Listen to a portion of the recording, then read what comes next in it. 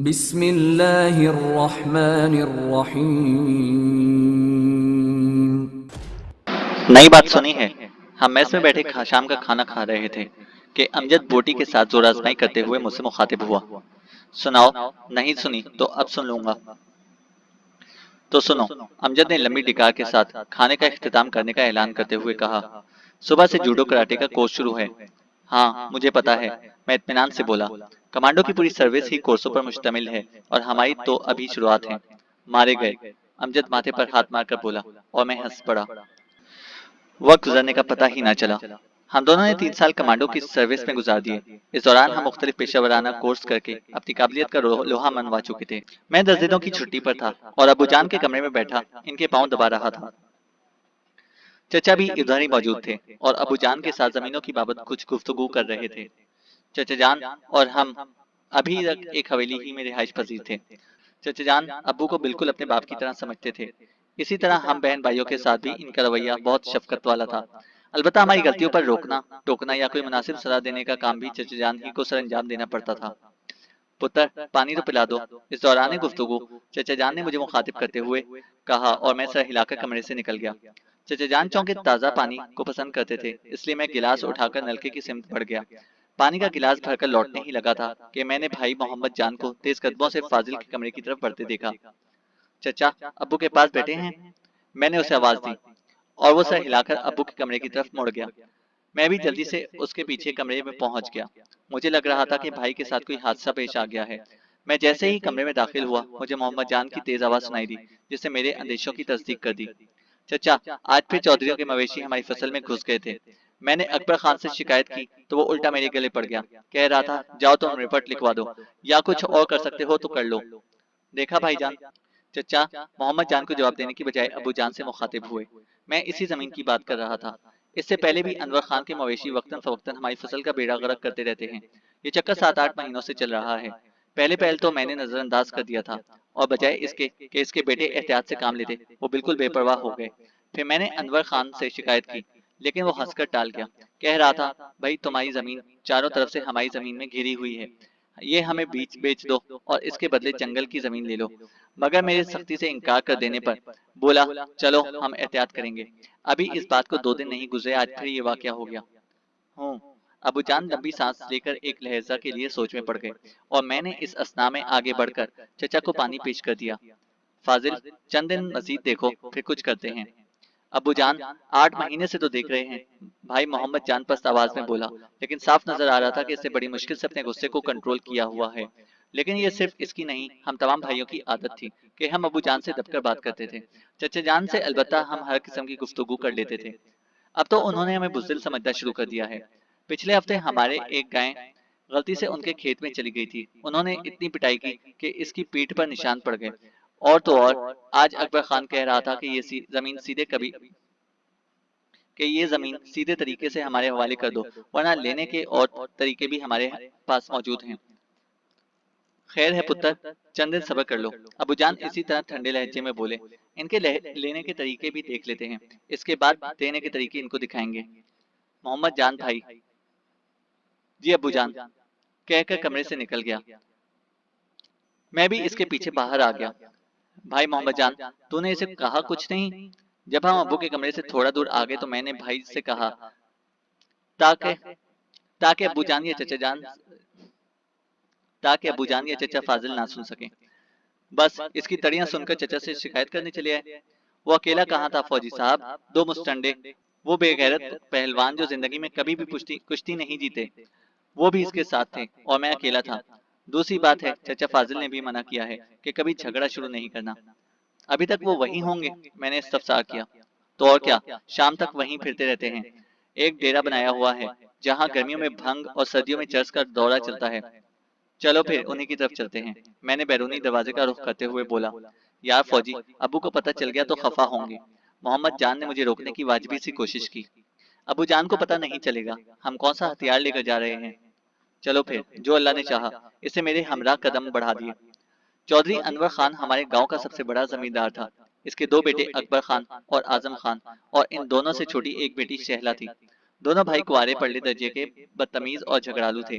इनकी बहन के मुतालिक सुना था कि शहर में अपने मामू के पास रहते हुए एमबीबीएस कर रहे हैं। चौधरी अनवर खान एक दफा नाजिम में भी मुंतखब हो चुका था और अपने आप को बड़ी तोप शहर समझता था। इसके बेटे इससे भी चंद कदम आगे थे। भर्ती से पहले भी चौंके में ज्यादातर पढ़ाई लिखाई में मशगूल रहा था और भर्ती होने के बाद परदेसी हो गया, इसलिए चौधरी और उसके खानदान के मुतालिक मेरी मालूमात वाजिबी सी थी। मोहम्मद जान भाई इनके मुतालिक काफी मालूमात रखता था, जो जमीनों तक पहुंचते हुए वो मेरे कोशिश गुजार कर चुका था। इस वक्त वो इन दरख्तों के झुंड में बैठे हैं। जैसे ही चौधरी अनवर का डेरा नजर आया, मोहम्मद जान ने उंगली से दरख्तों के झुंड की तरफ इशारा किया। दूर से ही चारपाई पर बैठे हुए तीन बंदे नजर आ रहे थे। तीनों का रुख हमारी सिमत ही था, लेकिन हमारे करीब पहुंचने पर भी उन्होंने उठने की जहमत गवारा ना की। करम शाह, आज तो अपने डेरे पर सरकार नजर आ रही है। अकबर खान ने अपने साथ मौजूद दोनों चेलों में से किसी एक से मुखातिब हुआ। जी चौधरी जी। वो दोनों यकदम वो दोनों यकजबान बोले, इसलिए मैं करम शाह को ना पहचान सका कि वो कौन जाते शरीफ है। इन तीनों में अकबर कौन है? मैंने सलाम कहने की बजाय मोहम्मद जान भाई से मुस्तफसर किया। हालांकि अकबर खान वाज़ेह तौर पर चेहरे बशरे और लिबास से पहचाना जा रहा था, लेकिन मेरा मकसद अकबर खान की बेइज्जती से था, इसलिए मैंने इसे चौधरी अकबर खान कहने की बजाय सिर्फ अकबर कहा। मैं हूँ चौधरी अकबर खान फौजी साहब। अकबर खान चापाई पर से उछल कर खड़ा होते हुए बोला। इसके उठते ही दोनों पहलवान भी जल्दी से उठ खड़े हुए। अकबर खान ढिलडोल में अमजद की मुशाबा था, अलबत्ता ट्रेनिंग ने अमजद की बॉडी को मजबूत और सख्त कर दिया था। इसके बरक्स अकबर खान की बॉडी से नरमी झलक रही थी। अगर अपने आप को चौधरी कहने से बंदा चौधरी बन जाता है, तो फिर तो आर्मी में मौजूद सारे फौजी नाई और मिरासी भी चौधरी हैं, क्योंकि वो भी अपने आप को चौधरी ही कहते हैं। जबान संभाल कर बात करो, वो गुस्से से चीख कर बोला, और मैं जानबूझकर कहका लगाकर हंस पड़ा। मेरी हंसी ने जल्दी पर तेल का काम किया। तेरी तो। वो गुस्से से बावला होकर मेरी तो सिम दौड़ा, लेकिन अभी मुझसे 2-3 फीट दूर था कि मेरी बाहनी टांग हरकत में आई और छाती पर लगने वाली जर से वो उछलकर चारपाई पर जा पड़ा। इसे संभालो भाई, मोहम्मद जान भाई को ये कहते ही मैंने दोनों पहलवानों की सिमत मुड़ा। अपने हरीफ का कमजोर पहलू और अपने मतलूबा नताइज मद्देनजर रखो। ताकत की बजाय अपनी अकल पर भरोसा करो। पहलपन अपने हाथ में रखो और दुश्मन के हमला करने से पहले हमला कर गुजरो। अपने उस्ताद सूबेदार मुराद साहब की ये बातें मेरे दिमाग में इस तरह गूंज रही थी, जैसे वो सामने खड़े लेक्चर दे रहे हो। मैं उड़ता हुआ गया और इससे पहले कि वो दोनों पहलवान मोहम्मद जान या मेरे खिलाफ कोई एक्शन लेते, मैं इनके सर पर जा पड़ा। मेरा मकसद चूंकि इनको आर्जी तौर पर नाकारा करना था, इसलिए एक की थोड़ी पर मैंने दायरवी मुक्का काउंटर पंच जड़ दिया और वो अपनी जगह गिर गया। इसी अवस्था में दूसरे ने अपने दोनों हाथ बढ़ाकर मुझे गिरेबान से पकड़ा और अपनी तरफ खींचा। मैं चाहता तो आसानी से अपना गिरेबान इससे छुड़ा सकता था, लेकिन मैंने इस तरह की कोई कोशिश ना की। जैसे ही इसने मुझे अपने करीब किया, मैंने बायां घुटना ऊपर उठाकर पूरी कुवत से इसकी दोनों टांगों के दरमियान मारा। वो ओह की आवाज से नीचे झुकता चला गया और थोड़ी पर लगने वाली दूसरी जद ने भी उसे होशो खैर से बेगाना कर दिया। मोहम्मद जान और अकबर खान दोनों गुत्थम गुत्था थे। जिस वक्त मैं दोनों सुरमाओं को बेहोश करके उनकी तरफ मुड़ा, इस वक्त मोहम्मद जान उसे नीचे गिराकर ताबड़तोड़ मुक्के बरसा रहा था। नीचे से अकबर खान भी इस कोशिश में मसरूफ था। बस भाईजान, छोड़ो इस नमूने को। मैंने मोहम्मद जान को बाजू से पकड़कर पीछे खींचा। थोड़ा दिल तो ठंडा करने दो। मोहम्मद जान पीछे हटते हुए बोला। मैं भाई की बात का जवाब दिए बगैर अकबर खान की तरफ बढ़ा, जो मोहम्मद जान के पीछे हटने पर उठ खड़ा हुआ। चौधरी साहब, मैं तंजिया लहजे में बोला, बढ़ के मारने से कुछ नहीं होता, बंदे के अंदर कुछ गैरत भी होनी चाहिए। ये तुझे बहुत महंगा पड़ेगा। शर्मिंदगी और गुस्से की शिद्दत से इससे बात नहीं हो रही थी। मेरा हाथ घूमा और चेहरे पर लगने वाला जोरदार थप्पड़ से वो कूलों के बल नीचे जा गिरा। इसके बाद अगर हमारे खेत में तुम्हारे मवेशी घुसे। मेरा फिक्रा अधूरा होने के बावजूद मुकम्मल था। और अब जाओ, जो कर सकते हो कर लेना, रिपोर्ट दर्ज कराते हो या जिरगा बुलाते हो। अकबर खान आहिस्तगी से उठ खड़ा हुआ और नफरत भरी नजरों से मुझे घूरने लगा, लेकिन कुछ कहने से गुरेज किया। मैंने भी चंद लम्हे उसे घूरने के बाद मोहम्मद जान से कहा, चलो भाई, फिलहाल इतना ही काफी है। और मोहम्मद जान बगैर कुछ कहे मेरे साथ चल पड़ा। दोनों पहलवानों ने अभी तक अपनी जगह से हिलने की कोशिश नहीं की थी। अगला दिन खामोशी से गुजर गया, और इसका मतलब इसके अलावा और कुछ नहीं था कि अकबर खान ने शर्मिंदगी की वजह से वालिद या भाई को ये बात बताने से गुरेज किया था। मैंने सारा दिन मोहम्मद जान के साथ जमीनों पर गुजारा। अकबर खान भी अपनी जमीनों पर फिरता नजर आया, मगर वो आज अकेला था। वो घर पर मेरी आखिरी रात थी और सुबह मैंने वापस जाना था। पलक झपकने में 10 दिन छुट्टी गुजर गई थी। अपना ख्याल रखना और भाई अहमद जान को भी सारे वाक़े से आगाह कर देना। घर से चलते वक्त मैंने मोहम्मद जान भाई को नसीहत के अंदाज में कहा। फौजी साहब, वो मुस्कुराया। अब तुम बड़े भाई को भी नसीहतें करोगे? नसीहत नहीं, मशवरा दे रहा हूँ। जवाबन मेरे होठों पर भी मुस्कुराहट फैल गई। इससे हाथ मिलाकर मैं दरवाजे की तरफ बढ़ गया। बाकी घर वालों से मैंने पहले ही रुखसत ले ली थी। हस्बे मामूल में किसी वाकये के बगैर यूनिट पहुंच गया और जाते ही अपने सीनियर को नाइट पास का बता दिया। इसने हैरानी से पूछा, अभी तो पहुंचे हो भाई? सर, घर में एक मसला खड़ा हो गया है, मैंने मौदबाना लहजे में जवाब दिया। अभी जाना है? वो मुस्तफसर हुआ। नहीं सर, कल सुबह निकलूंगा। ठीक है, सुबह SJCO सीनियर सूबेदार को बता दूंगा, फिर जैसे उसकी मर्जी। और मैं सर हिलाकर अपने कमरे में आ गया। क्यों भाई, नाइट पास का क्या चक्कर है? क्या अभी तक अदनान की माँ से जी नहीं भरा? मेरे कमरे में दाखिल होते ही अमजद चहका। नहीं यार, कोई और मसला है। और मेरे चेहरे पर छाई संजीदगी देखकर अमजद भी संजीदा हो गया। खैर तो है भाई, खैर तो है भाई, मुझे भी कुछ बताओ। मैंने सारा वाकया इसकी गोश गुजार कर दिया। तुम्हारे इलाके में चौधरी कहाँ से आ गए? उसने हैरानी से पूछा। यार, हमने तो जब से होश संभाला है इन्हें अपने गांव में ही देखा है। मोहम्मद जान भाई तो कह रहा था कि इनका असल इलाका गुजरात है। वहां से अकबर खान का दादा हिजरत करके यहाँ आन बसा, क्योंकि इसका वालिद दूसरी जंग अजीम में लड़ते हुए मारा गया था और अंग्रेज सरकार ने इसके इकलौते बेटे अकबर खान के दादा को एक मुरब्बा जमीन हमारे इलाके में अलॉट कर दी थी। इसके बाद अकबर खान ने वालिद इसके बाद अकबर खान के वालिद ने बजाते खुद भी काफी जमीन खरीदी और गांव का सबसे बड़ा जमींदार बन गया।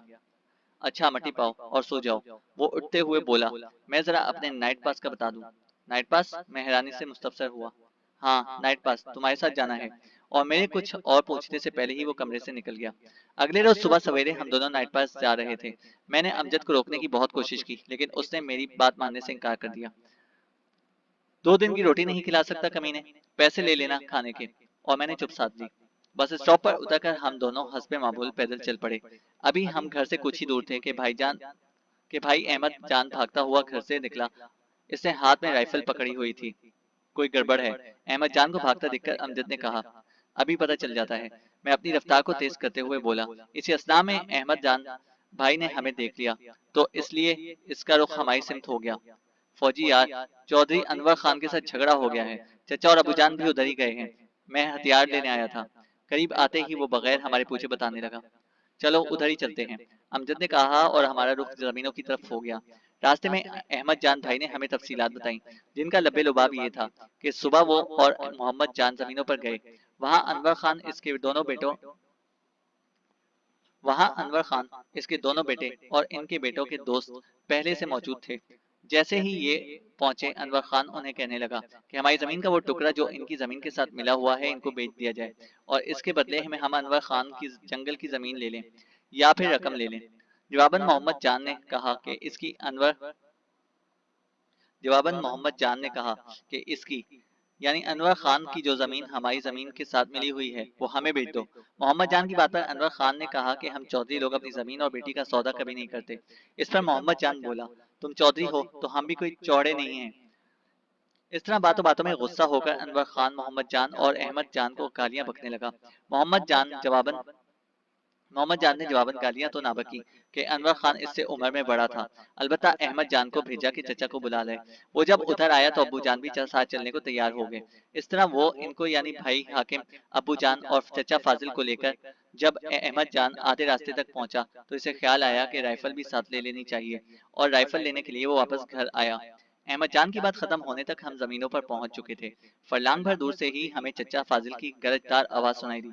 अनवर खान, तुम हद से बढ़ रहे हो। हद से नहीं बढ़ रहा, असूली बात कर रहा हूँ। अनवर खान की आवाज भी काफी बुलंद थी। ये कौन सा असूल है? चचा फाजिल धाड़ा। जबरदस्ती हमारी जमीन खरीदने की कोशिश को तुम असूली बात कहते हो? मैं तुम्हारे खेत की मंडेर पर चारों तरफ पहरा नहीं खड़ा कर सकता। अनवर खान तुर्की बतुर्की बोला। हमारे मवेशी थोड़ा सा करीब आते हैं और तुम आसमान सर पर उठा लेते हो। तुम्हारे मवेशी तुम्हारे अपने खेत में क्यों नहीं जाते? हाकिम भाई बोला। इस वक्त तक हम इनके करीब पहुंच चुके थे। अनवर खान के साथ इसके दोनों बेटों के अलावा 4 बंदे और भी खड़े थे।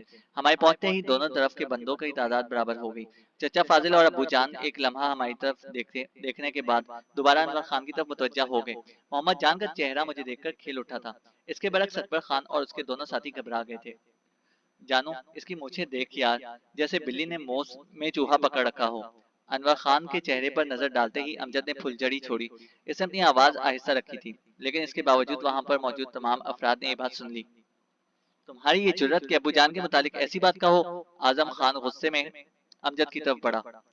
इसने अमजद की जाहिरी जिसामत को देखकर गलत अंदाजा लगाया था। इसके बावजूद कि अमजद और आजम कद में बराबर थे, जिस्मानी लिहाज से आजम खान वजनी था और इससे पहले कि इसे कोई रोकता वो अमजद के करीब पहुंच चुका था। लेकिन ये कुर्बत उसे महंगी पड़ी। छाती पर लगने वाली ठोकर से वो उछल कर पीछे जा गिरा। लड़ो मत, लड़ो मत। अबू जान जो काफी देर से खामोश खड़े थे जल्दी से बोले, लेकिन अबू की नसीहत सिर्फ हमारे लिए कारगर हो सकती थी, गैरों के लिए नहीं। इसलिए इनमें मौजूद दो नए बंदे अमजद की तरफ बढ़े। नए बंदे में इसलिए कह रहा हूँ कि अकबर खान और इसके साथ मौजूद दोनों पहलवान जिनका टाकरा मेरे साथ हो चुका था, इन्होंने अपनी जगह से हरकत करने की कोशिश नहीं की थी। इससे पहले कि वो दोनों अमजद के करीब पहुंचते, मैं अपनी जगह से उछला और उन दोनों पर जा पड़ा। एक के पेट में घुटना मारते हुए मैंने दूसरे की थोड़ी पर लेफ्ट पंच जड़ दिया। वो दोनों भी आराम से आजम की जगह लेट गए। इस वक्त आजम खड़ा होकर सोच में पड़ गया कि हमला करे या अपने भाई अकबर के साथ आराम से खड़ा हो जाए। इसकी मुश्किल चचा फाजिल और भाई हाकिम ने आसान कर दी कि हाकिम भाई ने मुझे पकड़ लिया और चचा फाजिल ने अमजद को। नहीं पुत्र, झगड़ा नहीं करते। चचा फाजिल मुदब्बिराना लहजे में बोला। चचा, झगड़ा हमने नहीं, उन्होंने शुरू किया है। अपने बेटे और उसके दोस्तों का हशर देखकर अनवर खान ने चुप साध ली। अनवर खान, अब तो तुझे यकीन आ गया ना कि जमीन तुझे नहीं मिल सकती। हमारे पीछे हटाने पर अबू जान ने उससे मुखातिब होते हुए कहा। हाशिम जान, ये तो वक्त बताएगा। अनवर खान अबू को ये कहकर अपने बेटों की तरफ मुड़ा। चलो बेटा, चलते हैं। और वो तमाम हमें कीनातोज नजरों से देखते हुए वहां से रुखसत हो गए।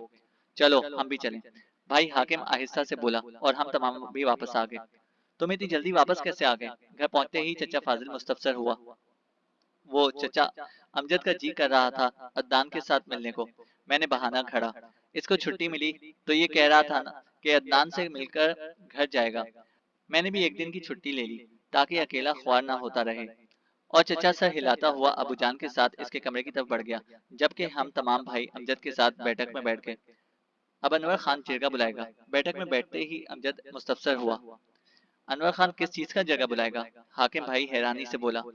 जगह तो हम बुलवाएंगे, क्योंकि झगड़ा करने में पहल अनवर खान ने की थी। कब बुलवाएंगे? अमजद ने दोबारा सवाल किया। मैं पूछता हूँ चचे जान से।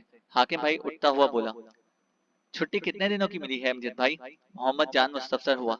छुट्टी कौन सी भाई? इसी मसले के लिए नाइट पास आए थे। ख्वाह मख्वाह इतनी तक, मोहम्मद जान तकल्लुफ से बोला। हम मौजूद तो थे। तकलीफ कौन सी? मैं तो सिर्फ अनवर खान के दीदार के लिए आया था। वो भी कोई देखने की चीज है?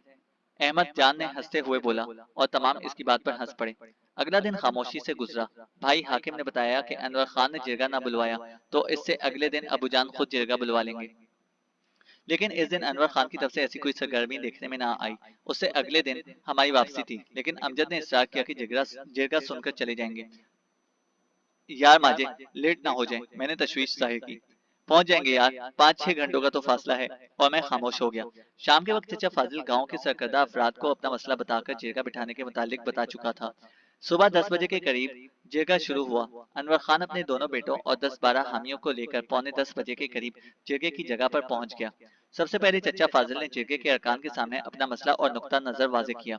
इसके बाद अनवर अली ने अपना नुक्ता नजर बताने के साथ साथ इस दिन की वाली लड़ाई को भी मौजूए गुफ्तगू बनाया कि किस तरह हमने इसके बेटे और बेटे के दोस्तों को जदोकोब किया।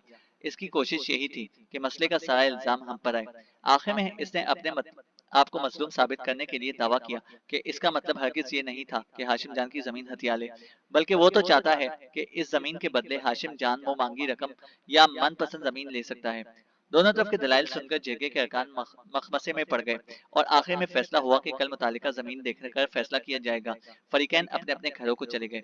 अब क्या करें माजे, फैसला तो कल पर टल गया। कोई बात नहीं, एक दिन लेट चले जाएंगे। बड़ी बेइज्जती होगी यार। ऐसा करो, तुम चले जाओ और मेरी छुट्टी का बता देना। मैं तो जाने वाला नहीं, अलबत्ता तुम जाना चाहो तो जा सकते हो, वो हतमी लहजे में बोला। और मैंने हुज्जतबाजी करने की बजाय खामोश रहने को तरजीह दी। रात गए तक मैं अमजद के साथ गपशप करता रहा, लेकिन मेरा दिमाग अपनी जगह पर हाजिर नहीं था। रह रहकर मुझे अपने लेट होने का ख्याल सताता रहा। मुख्तलिफ किस्म के अंदेशे मेरे जहन में कल बुलाते रहे। अनवर खान के साथ झगड़े का भी कोई हल नहीं निकल रहा था। जाऊं या ना जाऊं, इसे नफी इस नफी असबात ने मुझे उलझन में डाल दिया था। जानू साहब, अमजद बेजारी से बोला, मैं गंदम की बाबत पूछता हूँ तो तुम जवाब चने के मुतालिक देते हो।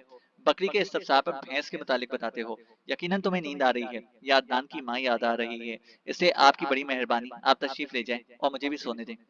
मैं खामोशी से उठकर सोने के लिए चला गया। सादिया ने भी मेरी जहनी हालत भांप ली, क्योंकि इसके साथ भी मेरी गुफ्तगू हो हाँ तक ही महदूद रही। परेशान क्यों हो? वो मेरे बालों में उंगलियां फेरते हुए पूछने लगी। परेशानी कैसी?